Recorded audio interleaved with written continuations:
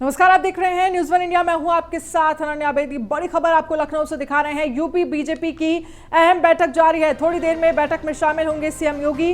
बैठक में यूपी के दोनों डिप्टी सीएम हैं मौजूद। प्रदेश प्रभारी राधा मोहन के साथ अन्य मंत्री भी शामिल। प्रदेश कार्यालय पर हो रही है यूपी बीजेपी की बैठक। कल बीजेपी कार्य समिति की बैठक को संबोधित करेंगे जेपी नड्डा।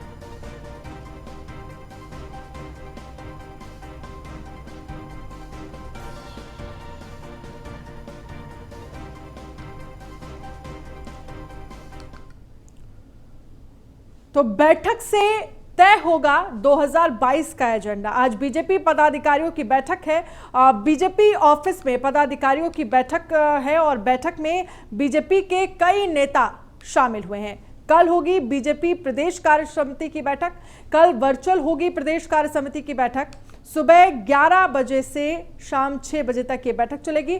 तो कल वर्चुअल होगी प्रदेश कार्य समिति की बैठक। सुबह 11 बजे से शाम 6 बजे तक ये बैठक चलेगी। बीजेपी राष्ट्रीय अध्यक्ष जेपी नड्डा इसका उद्घाटन करेंगे। तो आज बीजेपी पदाधिकारियों की बैठक, बीजेपी ऑफिस में पदाधिकारियों की बैठक से 2022 का एजेंडा तय होगा। बैठक में यूपी के दोनों डिप्टी सीएम मौजूद बताए जा रहे हैं। तो प्रदेश कार्यालय पर हो रही है यूपी बीजेपी की बैठक। तमाम पदाधिकारी इस बैठक में शामिल हुए हैं।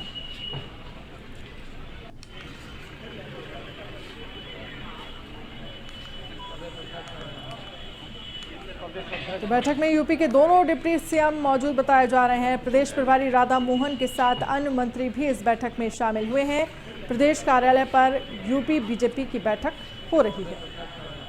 नीलेश चौहान हमारे संवाददाता इस खबर पर ज्यादा जानकारी के लिए हमारे साथ लाइव जुड़ गए हैं। नीलेश, बैठक चल रही है, बैठक में किन मुद्दों को लेकर चर्चा की जा रही है, बैठक का एजेंडा क्या है? देखिए, बिल्कुल कल होने वाली प्रदेश कार्य समिति की जो भारतीय जनता पार्टी की बैठक है, जो सुबह कल 11 बजे से शाम 6 बजे तक चलेगी, उसके पहले एक तैयारी बैठक होती है। कल जो वर्चुअल होने वाली बैठक, उसमें क्या कुछ होने वाला है। मैं इस समय प्रदेश कार्यालय के बाहर मौजूद हूं। अब से कुछ देर की अगर हम बात करें तो कुछ देर बाद मुख्यमंत्री योगी आदित्यनाथ भी इस बैठक में शामिल होने के लिए बीजेपी के प्रदेश कार्यालय पहुँच जाएंगे। अभी तक की अगर हम बात करें तो उत्तर प्रदेश के दोनों जो डिप्टी सीएम हैं, चाहे हम केशव प्रसाद मौर्य की बात करें या दिनेश शर्मा की बात करें, वो इस बैठक में मौजूद हैं। उसके अलावा बीजेपी के जो प्रभारी हैं उत्तर प्रदेश के राधा मोहन सिंह, वो इस बैठक में मौजूद है। राष्ट्रीय मंत्री हरीश द्विवेदी के साथ प्रदेश अध्यक्ष स्वतंत्र देव सिंह इस बैठक में मौजूद हैं। तो अब से कुछ देर में मुख्यमंत्री योगी आदित्यनाथ इस बैठक में शामिल होने पहुंचेंगे। जिस तरीके से पश्चिमी यूपी में लगातार किसान भारतीय जनता पार्टी से नाराज हैं, उसको साधने का कहीं ना कहीं भारतीय जनता पार्टी की तरफ से प्रयास किया जाएगा कि कैसे जो पश्चिमी यूपी के नाराज किसान हैं उनको एक बार फिर से पार्टी के साथ जोड़ा जाए। तो इन्हीं तमाम मुद्दों को लेकर अब से कुछ देर में जो तैयारी बैठक है उसमें मुख्यमंत्री योगी आदित्यनाथ शामिल होंगे। कल की अगर हम बात करें तो कल जो राष्ट्रीय अध्यक्ष हैं जेपी नड्डा, वो संबोधित करेंगे इस पूरी बैठक को। उनके नेतृत्व में इस बैठक को जो है भारतीय जनता पार्टी कार्यालय से वर्चुअल माध्यम से शुरू किया जाएगा। तो कहीं ना कहीं ये कहा जा सकता है कि तमाम मुद्दे हैं उत्तर प्रदेश में, जिसको लेकर उत्तर प्रदेश की सरकार जब 2022 में चुनाव होंगे तो उन तमाम मुद्दों को लेकर जो उनके जनप्रतिनिधि हैं, नेता हैं, जनता के बीच भेजने का प्रयास करेगी। तो कल होने वाली बैठक में जो सबसे अहम मुद्दा है। चलिए, बहुत बहुत शुक्रिया तमाम जानकारी के लिए नीलेश। तो प्रदेश प्रभारी राधा मोहन के साथ अन्य मंत्री भी इस बैठक में शामिल हुए हैं। प्रदेश कार्यालय पर यह बीजेपी की बैठक हो रही है।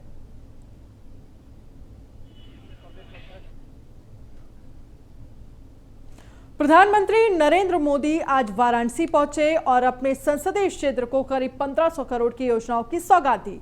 पीएम सबसे पहले बाबतपुर एयरपोर्ट पहुंचे। एयरपोर्ट पर राज्यपाल आनंदीबेन पटेल और सीएम योगी ने उनका स्वागत किया। उसके बाद पीएम मोदी बीएचयू में आईआईटी ग्राउंड पहुंचे। वहां उन्होंने 1500 करोड़ की योजनाओं का शिलान्यास और लोकार्पण किया। उसके बाद पीएम सर सुंदरलाल अस्पताल के एमसीएच विंग पहुंचकर 100 बेड के हेल्थ विंग का निरीक्षण किया। इसके बाद पीएम रुद्राक्ष कन्वेंशन सेंटर पहुंचे और रुद्राक्ष का पौधा लगाया। यहां पर उन्होंने जापान के सहयोग से बने रुद्राक्ष कन्वेंशन सेंटर का उद्घाटन किया।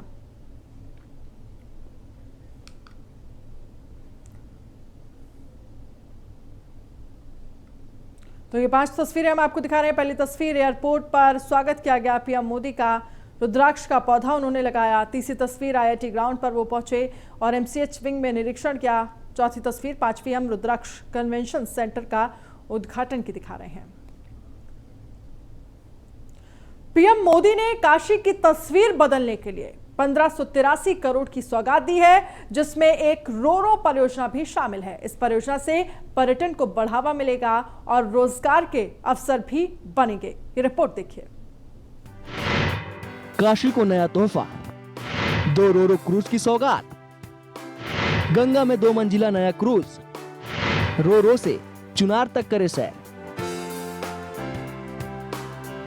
पर्यटन अध्यात्मक के केंद्र गंगा को परिवहन के तीसरे विकल्प के तौर पर इस्तेमाल करने का सपना अब हकीकत में बदल रहा है। पीएम मोदी काशी की तस्वीर बदलने के लिए हर कोशिश कर रहे हैं और इसी प्रयास के बीच वाराणसी को एक 2 मंजिला क्रूज मिल गया है और पीएम मोदी ने गंगा में चलने वाले 22 करोड़ की लागत से 2 रो जलयान को हरी झंडी दिखाई है।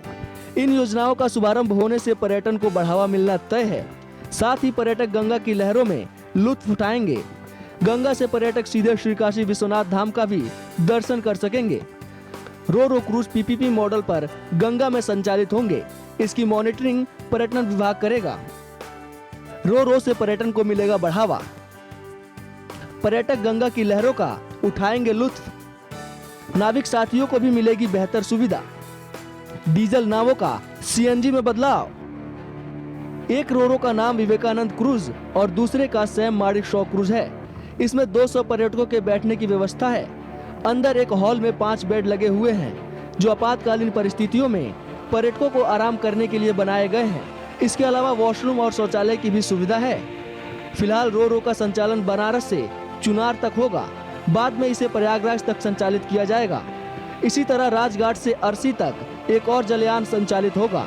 इसके लिए राजघाट और अरसी पर टिकट काउंटर बनने के साथ पर्यटकों के बैठने की व्यवस्था की गई है। पंचकोसी मार्ग और रामेश्वर में विश्राम स्थल बनने से दर्शनार्थियों को काफी सुविधा होगी। यहाँ भी पर्यटन को बढ़ावा मिलेगा। वहीं काशी को सौगात देते हुए पीएम मोदी ने कहा कि आज से जो रो सेवा और क्रूज बोट का संचालन शुरू हुआ है, इससे काशी का टूरिज्म सेक्टर और फलने फूलने वाला है। यही नहीं, मां गंगा की सेवा में जुटे हमारे नाविक साथियों को भी बेहतर सुविधाएं दी जा रही हैं। डीजल नावों को सीएनजी में बदला जा रहा है। इससे उनका खर्च भी कम होगा, पर्यावरण को भी लाभ मिलेगा और पर्यटक भी आकर्षित होंगे। पीएम मोदी के इस सौगात से न केवल पर्यटन को बढ़ावा मिलेगा, बल्कि यहाँ के लोगों को इससे रोजगार भी मिलेगा। लिहाजा काशी यानी पीएम मोदी के संसदीय क्षेत्र में विकास की गंगा बहेगी। Bureau report, news 1 India. PM Modi ने की सीएम योगी की तारीफ। योगी जी खूब ऊर्जा लगाकर कामों को गति देते हैं। इनकी ये मेहनत पूरे प्रदेश के लिए है, ऐसा प्रधानमंत्री नरेंद्र मोदी ने कहा। माफिया राज को योगी जी ने खत्म किया है। अब माफियाओं पर कानून का शिकंजा है। आज आतंकवाद पर कानून का शिकंजा है। यूपी में विकास की राह तेजी से बढ़ा रहे हैं। योगी की निष्ठा में कमी नहीं है। शासन की योजनाओं का सीधा लाभ जनता को मिल रहा है। तो जमकर तारीफ की है आज प्रधानमंत्री नरेंद्र मोदी ने योगी जी की। उनकी ये मेहनत पूरे प्रदेश के लिए है। माफिया राज को योगी जी ने खत्म किया है। अब माफियाओं पर कानून का शिकंजा है। तो आज आतंकवाद पर कानून का शिकंजा है। यूपी में विकास की राह तेजी से बढ़ा रहे हैं। आज योगी जी खुद कड़ी मेहनत कर रहे हैं। काशी के लोग तो देखते ही हैं कैसे योगी जी लगातार यहां आते हैं, एक एक विकास योजना की समीक्षा करते हैं, खुद ऊर्जा लगाकर कामों को गति देते हैं। ऐसी ही मेहनत ये पूरे प्रदेश के लिए करते हैं। हर एक जिले में जाते हैं, हर एक काम के साथ खुद। और पूरे प्रदेश में समाजवादी पार्टी धरना प्रदर्शन कर रही है। भारी संख्या में सपा कार्यकर्ता बढ़ती महंगाई, बेरोजगारी, बिगड़ती कानून व्यवस्था के विरोध में तहसील मुख्यालयों पर प्रदर्शन कर रहे हैं। प्रदर्शन को देखते हुए भारी संख्या में पुलिस फोर्स को तैनात किया गया है। हम आपको सपा के प्रदर्शन के कई जिलों की अलग अलग तस्वीर दिखा रहे हैं। तो महंगाई, बेरोजगारी समेत कई मुद्दों का विरोध किया जा रहा है। प्रदर्शन को देखते हुए सुरक्षा कड़ी की गई है। 5 तस्वीरें मुरादाबाद, हरदोई, फिरोजाबाद, ग्रेटर नोएडा और गोंडा की हम आपको दिखा रहे हैं।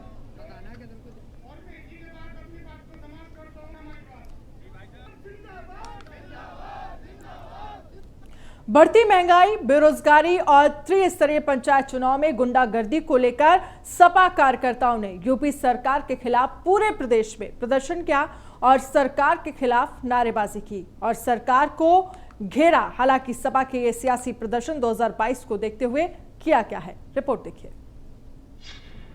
सपा का सियासी प्रदर्शन, महंगाई की मार, सपा का प्रहार, सरकार के खिलाफ जोरदार प्रदर्शन, बेरोजगारी बहाना है, 2022 में पैर जमाना है। आज का दिन यूपी के लिए बेहद ही अहम रहा, जहां एक तरफ प्रधानमंत्री नरेंद्र मोदी ने आज वाराणसी में सौगातों की बौछार की, तो दूसरी तरफ समाजवादी पार्टी ने महंगाई, बेरोजगारी और त्रिस्तरीय पंचायत चुनाव में गुंडागर्दी को लेकर उत्तर प्रदेश के कई जिलों में सरकार के खिलाफ जोरदार प्रदर्शन किया। सपाइयों ने हाथ में झंडा और तख्ती लेकर प्रदर्शन करते हुए केंद्र और प्रदेश सरकार के खिलाफ नारेबाजी की। सपा के प्रदर्शन को देखते हुए जगह जगह भारी पुलिस बल तैनात किया गया था। जिले के सभी तहसीलों पर सपा ने प्रदर्शन किया। बता दें कि सपा के राष्ट्रीय अध्यक्ष अखिलेश यादव ने महंगाई, ब्लॉक प्रमुख चुनाव में धांधली, बिगड़ी कानून व्यवस्था समेत कई अन्य मुद्दों को लेकर प्रदेश व्यापी विरोध प्रदर्शन का ऐलान किया था, जिसके चलते सीतापुर में भी समाजवादी पार्टी के नेता और कार्यकर्ता धरना प्रदर्शन में शामिल हुए हैं। बता दें कि हरदोई की तो एमएलसी राजपाल कश्यप और सदर विधानसभा प्रभारी अनिल सिंह बेरू के नेतृत्व में धरना प्रदर्शन किया गया। वहीं जौनपुर में प्रदर्शन के दौरान पुलिस और समाजवादी पार्टी के कार्यकर्ताओं के बीच धक्का मुक्की भी हो गई, जबकि झांसी में समाजवादी पार्टी ने प्रत्येक जिले में तहसील स्तर पर और जिला मुख्यालयों पर जोरदार प्रदर्शन करने की रणनीति बनाई थी, जिसे लेकर पुलिस ने कुछ सपा नेताओं को उनके घरों में ही कैद कर लिया, जिसके बाद समाजवादी पार्टी के जुझारू कार्यकर्ता अपने घरों से निकले और प्रदर्शन किया।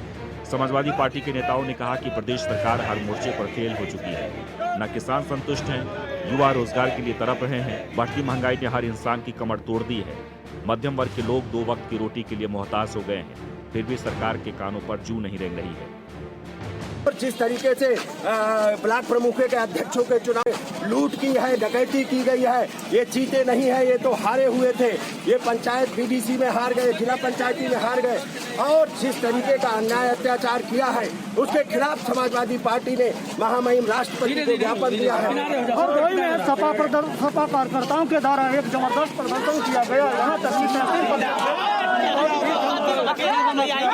प्रदर्शन पीछे हुए पंचायत चुनाव को लेकर हुआ है। राष्ट्रीय अध्यक्ष जी के निर्देश अनुसार जिस तरीके से भारतीय जनता पार्टी ने जनादेश की अनदेखी कर कुचक्र रच के प्रशासन की मदद से चुनावों में धांधली की है, हम लोग उसके विरोध में आज सड़क पर बैठे हैं कि जनादेश की अनदेखी बर्दाश्त नहीं होगी और 2022 में जनता इनको जवाब देगी। सपा के इस प्रदर्शन से साफ है कि अगले साल होने वाले विधानसभा चुनाव में बेरोजगारी और महंगाई के बहाने सपा सियासी हमला बोल रही है। हालांकि सरकार का दावा है कि प्रदेश में युवाओं को रोजगार और गरीबों को मुफ्त में राशन दिया जा रहा है। सपा सिर्फ आरोप प्रत्यारोप में उलझी हुई है।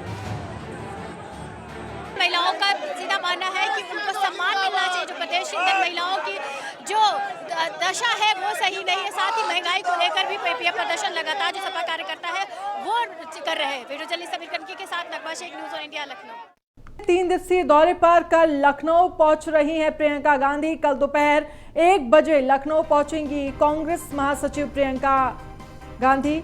पदाधिकारियों और जिला अध्यक्षों के साथ बैठक करेंगी। तो बड़ी खबर, कल दोपहर 1 बजे लखनऊ पहुंचेंगी कांग्रेस महासचिव प्रियंका गांधी। पदाधिकारियों और जिला अध्यक्षों के साथ बैठक करेंगी।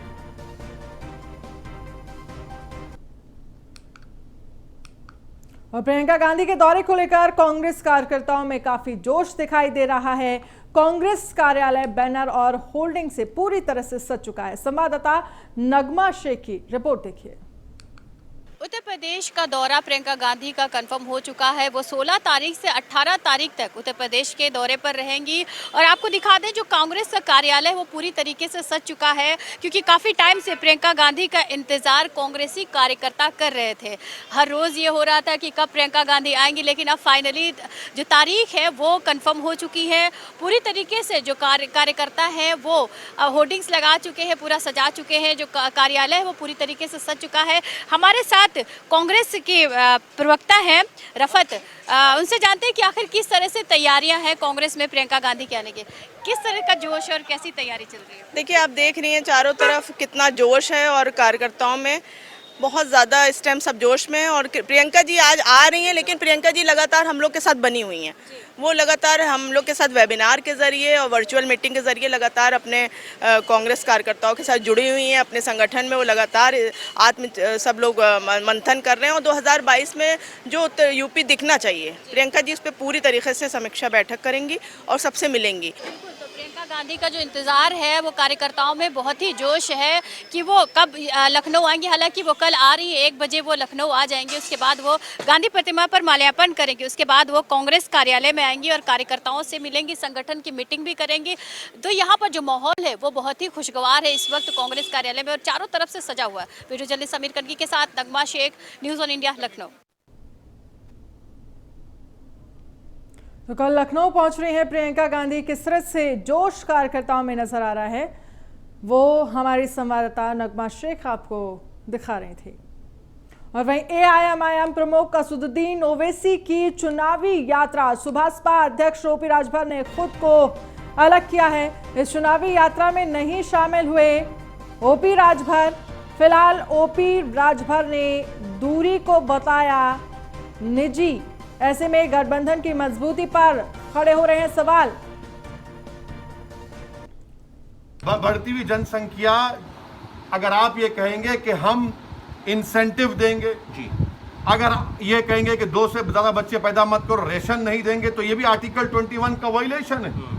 और ये प्रपोजल से एक्सपर्ट्स ने कहा कि महिलाओं का डिजर्शन होगा, एबॉर्शन होगा। अगर मालूम हो जाएगा कि बच्ची है किसी के, हमारी बहन के माँ के पेट में, एबॉर्शन होगा। ये एक्सपर्ट्स की राय है। आपके पास डेमोग्राफिक डिविडेंड है, आप उसको देश को स्ट्रेंथन करने के लिए क्यों नहीं इस्तेमाल करें? पूरे विश्व में, भारत में ही डेमोग्राफिक डिविडेंड है। और प्रधानमंत्री नरेंद्र मोदी ने की राष्ट्रपति से मुलाकात, दिल्ली पहुंचकर की रामनाथ कोविंद से मुलाकात। महत्वपूर्ण विषयों पर राष्ट्रपति से चर्चा हुई है। तो दिल्ली पहुंचकर की रामनाथ कोविंद से मुलाकात, महत्वपूर्ण विषयों पर चर्चा हुई है राष्ट्रपति रामनाथ कोविंद से प्रधानमंत्री नरेंद्र मोदी की। पीएम मोदी ने की राष्ट्रपति से मुलाकात। तो दिल्ली पहुंचकर की रामनाथ कोविंद से मुलाकात, बड़ी खबर आपको दिखा रहे हैं। पीएम मोदी ने की राष्ट्रपति से मुलाकात, दिल्ली पहुंचकर की रामनाथ कोविंद से मुलाकात।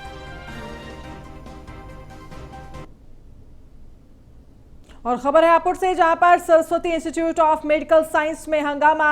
एमबीबीएस इंटर्न के छात्रों ने प्रशासन के खिलाफ खोला मोर्चा। अस्पताल प्रशासन के खिलाफ छात्रों ने की जमकर नारेबाजी। अस्पताल प्रशासन पर अवैध वसूली करने का आरोप लगाया है। 12,000 वेतन की जगह 6,000 दे रहा है अस्पताल प्रशासन।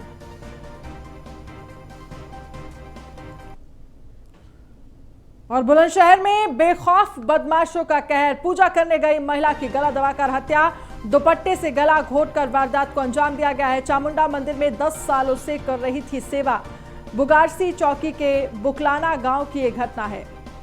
तो दुपट्टे से गला घोंटकर वारदात को अंजाम दिया गया। मेरे को बताएगी कि आपकी चाची खत्म हो गई हैं, तो मैं अपने घर से चला। घर आने के बाद मैंने यहाँ पे देखा तो चाची का कपड़ा हटा कर देखा तो चाची के सिर पर चोट के निशान है, या कान पे चोट के निशान है और मुंह पर निशान है, गले पर निशान लगे हुए हैं। तो मैंने कि भाई इसकी इनकी चाची की किसी ने हत्या करी है। और बुलेटिन में फिलहाल इतना ही। आप बने रहिए न्यूज़ 1 इंडिया के साथ। नमस्कार।